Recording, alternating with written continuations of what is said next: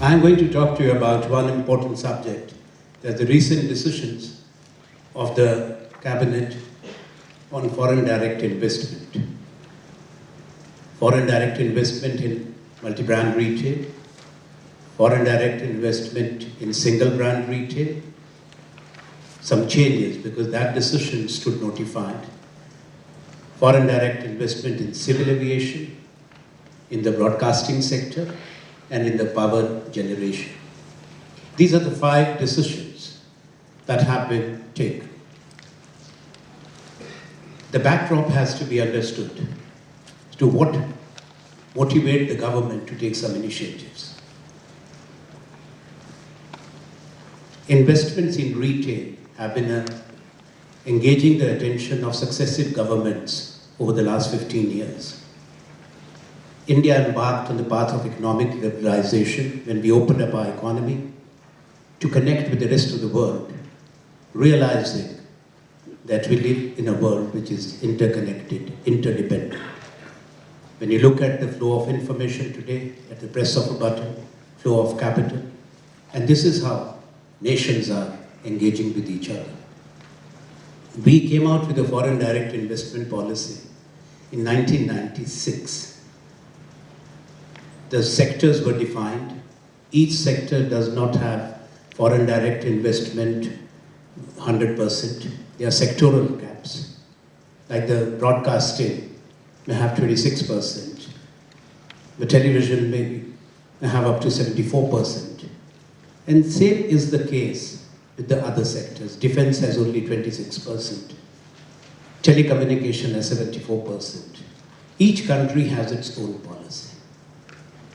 Some of these sectors where FDI is permitted, it comes under automatic route, where no approvals are required, but RBI registers and the approvals follow. They don't have to go through the FIPB scrutiny route. That's the Foreign Investment Promotion Board, which scrutinizes, and then accordingly the matters go to the Cabinet Committee on Economic Affairs. We have brought about changes there too.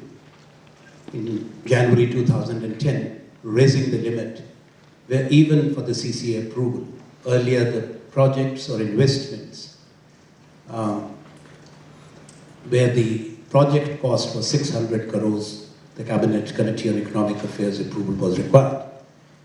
But we changed it. That was done when I was the Commerce and Industry Minister, my present responsibility, raising it to 1,200 crores, but removing the 2 important words, project cost. So it was net equity, which had to come in. The actual project cost could be $5-6 billion. So many changes have been there. Policy formulation is a continuous process. Rationalization, simplification, opening up. Now, India is a country which is primarily dependent on agriculture when it comes to food security, when it comes to sustenance of almost 60% of the Indian people. But at the same time, the share of agriculture in India's GDP has been going down, and it could be the same as the share of manufacturing in the GDP at 16%. But we are the second largest producer of fruits and vegetables in the world. We are the second largest producer of food grains in the world. Our food grain production is 250 million tons. That's the latest number. About 88 million tons would be the wheat, 100 million plus is rice, and plus you have pulses and oilseeds and coarse cereals.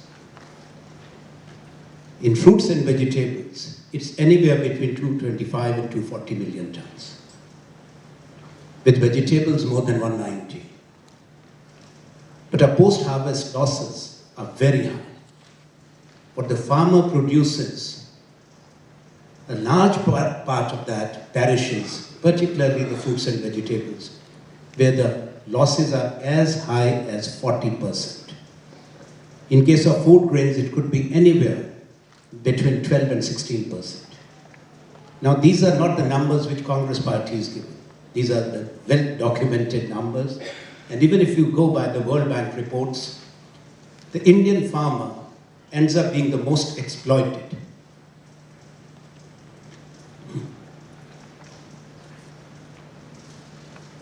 क्योंकि जो हमारा किसान पैदा करता है खेत में मेहनत करके, उसको उसका पैसा नहीं मिलता, कम मिलता, किसान को मंडी में आना पड़ता है,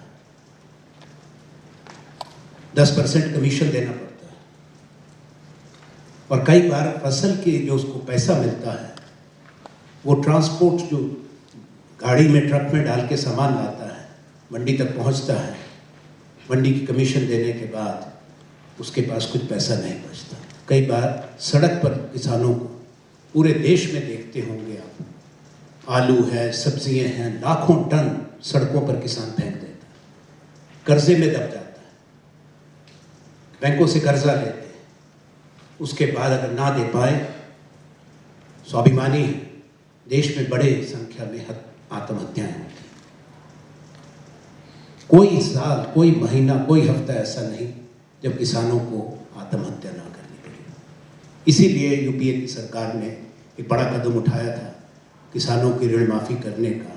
72,000 करोड़ के कर्जे यूपीए वन की सरकार ने हमने माफ़ किए थे, और अभी भी प्रावधान है उनको कर्जा मिले। और उससे ज़्यादा हमको सोचना कि उनको अपनी मेहनत का कीमत मिले, उनको अपनी फसल का सही दाम मिले, और जो नष्ट हो जाता है वो दुकान में भी पहुँचे, हर कस्बे में, हर महानगर में, और रसोई में भी पहुँचे। जो ना दुकान तक आया, ना रसोई तक आया, उसका क्या लाभ। दुनिया में बड़े देशों ने, प्रगतिशील देशों ने एक इंटीग्रेटेड चेन बनाई, एक इंफ्रास्ट्रक्चर, इसको कोल्ड चेन भी कहा जाता है, कि वो गांव से अगर उठेगा, पहले तो फसल किसान के खेत से ली जाए, उसको उसकी कीमत वहीं पर मिले, उसके बाद क्या उसमें सीधा बाजार जा सकता है बिकने के लिए, क्या कोल्ड स्टोरेज में रखा जा सकता है, किसका जूस बन सकता है, किसका अचार बन सकता है, किसका जैम बन सकता है, वो वहीं पे निर्णय करके, ये कोल्ड चेन का हिस्सा होता है। और फ्रंट एंड उसको कहते हैं, जब वो नगर में पहुंच जाए, महानगर में पहुंच जाए, और दुकान के अंदर आपको मिले। ये मुख्य बात है जो हमने निर्णय लिया मल्टी ब्रांड रिटेल का, वो किसान और उपभोक्ता दोनों को सामने रख के, और कुटीर और लघु उद्योग को, स्मॉल एंड मीडियम इंडस्ट्री, उनको सामने रख के हमने अपनी नीति बनाई। और ये नीति ऐसी नहीं कि सरकार ने तय किया, हमने कैबिनेट नोट चला दिया और निर्णय हो गया। हमने पूरी दुनिया में देखा क्या हो रहा था, केवल डेवलप्ड कंट्रीज में नहीं, जो हमारी तरह के मुल्क हैं, हमारी तरह के प्रगतिशील देश हैं, कई देश जो कृषि प्रधान हैं, चीन है, इंडोनेशिया है, मलेशिया है, थाईलैंड है, ब्राज़ील है, मेक्सिको है, हमने सबका अध्ययन करा हमारे अधिकारियों ने। उसके बाद देश में चर्चा शुरू की। इस निर्णय को लाने के लिए किसानों के संगठनों से, उपभोक्ता परिषदों से, सामाजिक संगठनों से, औद्योगिक संगठनों से, राज्य सरकारों से, कोई एक राज्य का सरकार, मुख्यमंत्री ये नहीं कह सकते, मुझे मालूम है आज बीजेपी ये कहती है, या हमारे कोलिशन पार्टनर ने जो छोड़कर चले गए बंगाल में, कि केंद्र ने चर्चा नहीं की। ये सरासर गलत है। This is an untruthful statement and politically dishonest. I say it with all the force of truth at my command. ये डिस्कशंस का दौर सब स्टेक होल्डर्स के साथ 18 महीने चला, और इसमें कई तरमीम हुई।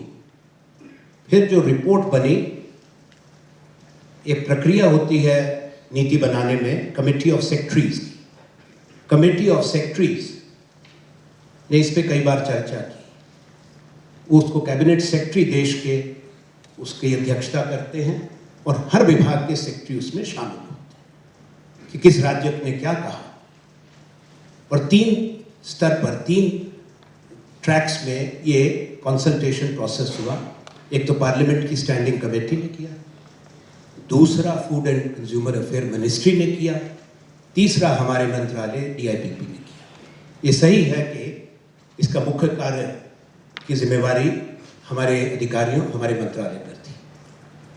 अपने स्तर पर मैंने हर मुख्यमंत्री से बात करी, हर मुख्यमंत्री को पत्र लिखा। केवल एक मुख्यमंत्री से मैंने निजी मुलाकात नहीं की, ना फोन पर बात की, पर हमारे सचिव ने उनके मुख्य सचिव को कहा और मैंने पत्र उनको जरूर लिखा, क्योंकि वो चुने हुए मुख्यमंत्री हैं और वो एकमात्र जो मुख्यमंत्री हैं उनका नाम है नरेंद्र मोदी। बाकी मैंने सबसे, और जब चर्चा हुई बीजेपी की कई सरकारों ने, क्योंकि हम राजनीतिक दल को देख के, रंग को देख के तो ये चर्चा नहीं हो रही थी, हम तो देश के हित को देखते हुए, किसान के, उपभोक्ता के हित को देखते हुए हम सोच रहे थे। तो बीजेपी की 2 राज्य की सरकारों ने इसके पक्ष में कहा। एक तो हिमाचल प्रदेश जहां मेरा जन्म हुआ था, दूसरा गुजरात की सरकार। लिखित इन्होंने कहा कि FDI आनी चाहिए, मल्टी ब्रांड रिटेल। कर्नाटक का भी मिश्रित रवैया था, उनकी प्रतिक्रिया भी नकारात्मक नहीं थी। कुछ राज्यों को अपनी रिजर्वेशंस थी, जिस सब तरह का लेफ्ट फ्रंट है उनकी अपनी रिजर्वेशंस थी।